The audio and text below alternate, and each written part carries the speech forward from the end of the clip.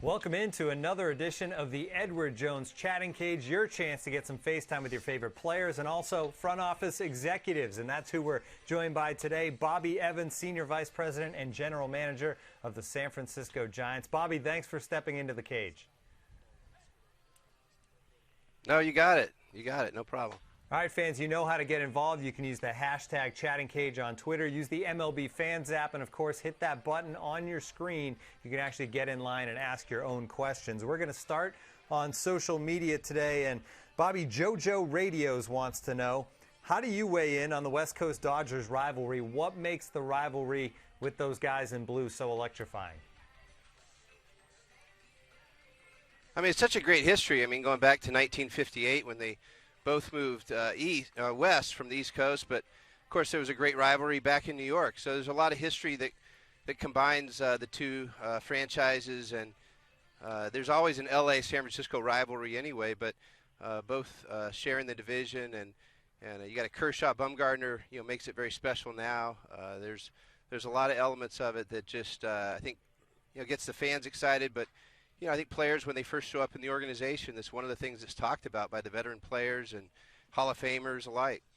And it's certainly been special in recent years because both teams, obviously, year in, year out, have been putting great teams on the field, and there's been that competition to get to the postseason for both clubs. We have a fan ready to go on the line. Fan, go ahead, tell us your name, where you're from, and ask your question for Bobby Evans. Hi, my name is Leo. I'm from San Antonio, and my question is, what are your expectations for newly added Mark Melancon? Yeah, my expectation for Mark is that we're going to give him a lot of close ball games to finish for us, and it really helps line up the rest of our bullpen. Knowing who the closer is, knowing who we're going to finish the game with, he'll make everybody better. I mean, his influence on the rest of the staff, his influence and presence in that clubhouse, the confidence that we have in him, will really help give the whole club an ease of their mind and hopefully give us a chance to win this division with his leadership and his presence. Yeah, and certainly you look back to late last season, and that was maybe the one thing that you didn't have every day was that guy to go to late in the game, and Mark Melancon fills that role, and you guys got that done early in the offseason to take care of things. We have another fan ready to go. Tell us your name, where you're from, and ask your question for Bobby. Okay, my name is Luke, and I'm from Washington, D.C., and my question is, how did you design AT&T Park? Yeah, Luke, AT&T Park was somewhat limited in the property lines, and so we had to squeeze it into a small space. And Peter McGowan and Larry Baer really were the primary influencers of how it's built and how well it's been received. And we're subject to limitations from the property line standpoint, and so it's very unique. And in some cases, it has the feel of an old ballpark despite being a relatively new ballpark from the day it opened. And for us, we thought it was going to be, in fact, the commissioner's office thought it was going to be a hitter's dreamland, and it ended up being quite the opposite. It's really one of the true gems around the majors as far as ballparks go, and it's fascinating how maybe the best ballparks are created because of the land they're built on. You talk about Fenway and other parks like that that are squeezed into a little area. Back to social media we go, and back to your college days, Bobby. Bustio Brackett wants to know, how do you like the Tar Heels' chances in the NCAA tournament? Yeah, my bracket always has them finishing on top, so I like their chances. I think that the fact they ended up with a 1 seed after getting beaten in the ACC tournament, really was no surprise because of the year they had. I like the way they approached the ball, offensively and defensively. A lot of versatility, some depth. If I'm you, I'd pick them. I think a lot of people certainly will be. This is the Edward Jones Chatting Cage, your chance to get some questions in to some of your favorite front office people, players around Major League Baseball. Back to social media we go, and Nats Champion 34 wants to know, Bobby, how does having Buster Posey, Brandon Crawford, Brandon Belt, kind of your core locked up, help you formulate a plan in building this team year after year? Well, it gives you stability in the lineup, and it also allows you to give some of your younger players from the system a chance because you've got core parts of your offense committed and long-term, and that really helps you. At the same time, it gives you a chance to compete if you can build a pitching staff to support those bats and those kind of defenders. And we feel like we've done that. We've got a chance to win this division. That's our hope going into the season. But those guys are cornerstone pieces and very valuable to us long-term. It's now time for our EDJ question of the day. And the question today, Bobby, is if you weren't overseeing a Major League Baseball club, what would you be doing with your career? I don't know, I'm a big Dunkin' Donuts fan. I don't know if I'd own a chain of those guys or just be working in sports in some capacity. I love being a part of the game. I'd be happy selling peanuts at Fenway. I mean, it's a great game, and it's so much fun to be a part of it. I always dreamed of playing the game, and when that dream didn't come to fruition, I'm just thankful to be a part of the day-to-day with an organization like the Giants and in a great city like San Francisco. But for me, I think in some capacity in sports, if it weren't baseball, something else. Dunkin' Donuts, the East Coast roots coming through there. That's right. Maybe I'd be okay with Krispy Kreme, too. All right, sounds good. We have another fan ready to go. Fan, go ahead, tell us your name, where you're from, and ask your question for Bobby. Hello, I'm Andrew. I'm from Houston, Texas. And I was wondering, what is it like on trade deadline day? Yeah, deadline day is crazy. I mean, a lot of times you have a lot of balls in the air, a lot of different scenarios that are playing out the night before, and you're kind of waiting that last couple of hours. I mean, we're on the West Coast, so the deadline comes early for us, and you're waiting for that final phone call to tell you the deal is going to go through or not go through, and it can be quite chaotic because you can have a number of different scenarios all the way up to the last minute. And with trying to check medical, it gets very difficult if you don't have an hour or more to do that part of the deal. And this year it came down to the last 20 minutes, so it was pretty hectic. You guys have made some great deals on deadline day that have led to those recent championships as well. Back to social media we go in the MLB Fans app. Chuck Morris wants to know, how do you prepare for the draft with so many rounds and players to scout? And I think part of that, Bobby, is the fact that we mentioned your core. So many of those guys are homegrown and came up through the draft. How do you get ready for that every year?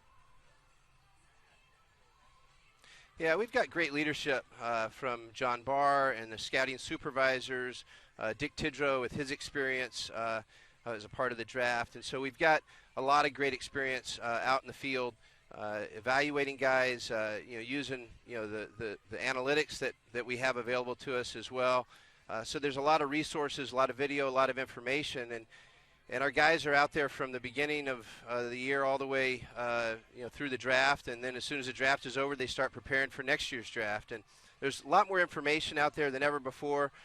There's a lot of good prospects that you pass over because you believe in another guy, and as many as you hit on, you miss as well, and it's a fun part of the year, but it does tax all of our resources to make sure that we stay engaged all the way through round 40 and don't give in to just getting an organizational guy if you can draft a guy that can ultimately help you long term.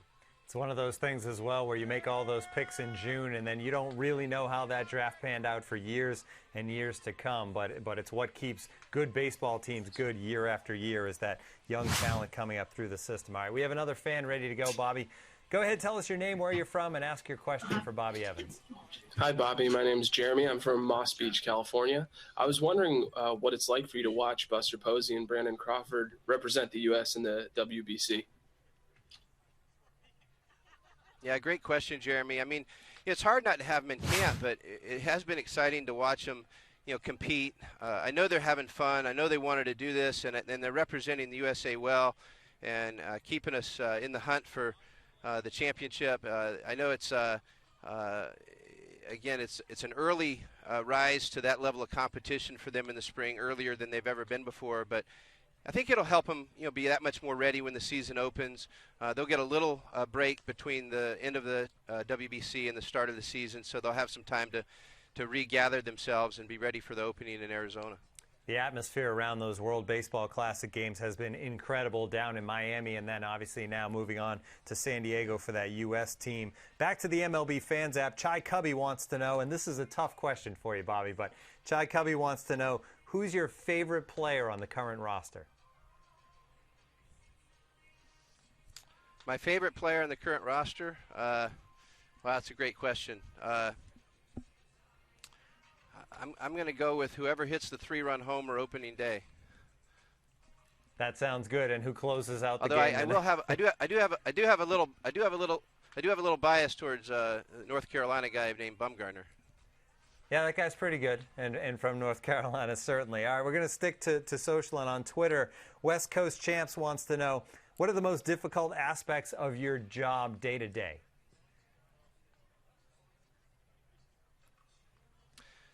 I mean, I think that you're just trying to keep a lot of great people, tooled for success. And so whether that be players or coaches or player development staff or scouting staff, you're just trying to make sure that I do nothing to inhibit their ability to do their job the best possible way. The stressors sometimes come in the spring when you're trying to do a multi-year deal, which we're not actively involved in this spring. The stressors in the spring come when you have to make tough decisions about veteran players that may not make your club. That can be stressful. I think at minor league camp it's very stressful when we have to tell a player that he's being released and maybe at some level the end of his dream. I mean, those are the toughest days for us during the season.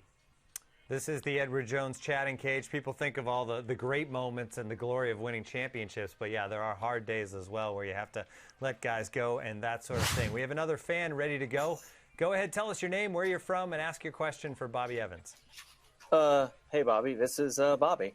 And I was going to ask, what's your favorite ballpark outside of San Francisco? No, I grew up going to Fenway Park, so it just has such great history. Opened in 1912, and my first memory as a kid is going to the ballpark at the age of 3 or 4 years old and getting a Johnny Pesky autograph, and it's forever etched in my mind. Just being at Fenway Park, and I think it's very special to have a ballpark like AT&T to watch games day in and day out, because it really is a throwback kind of ballpark, and it reminds me in many ways of Fenway. Back to social for another one, Bobby. Black and Orange wants to know, do you see the National League West becoming even more competitive in 2017? Obviously, the last couple of years, the Dodgers and Giants have dominated, but those other teams, are they getting better? Is it going to be tougher for 162? I think they're getting better. I think that the Rockies and D-backs especially, and again, even though the Padres are in a rebuild mode, they've got some talent, and they're not going to be overlooked when you play them 18 times. And it's tough always to play in Colorado, and LA's been, of course, tough. But Arizona and the Rockies stepping up are going to make it a very interesting division. We are out of time. Bobby, thanks so much for joining us. My pleasure. Thank you, guys. This has been another edition of the Edward Jones Chatting Cage. Make sure you tune in again next time.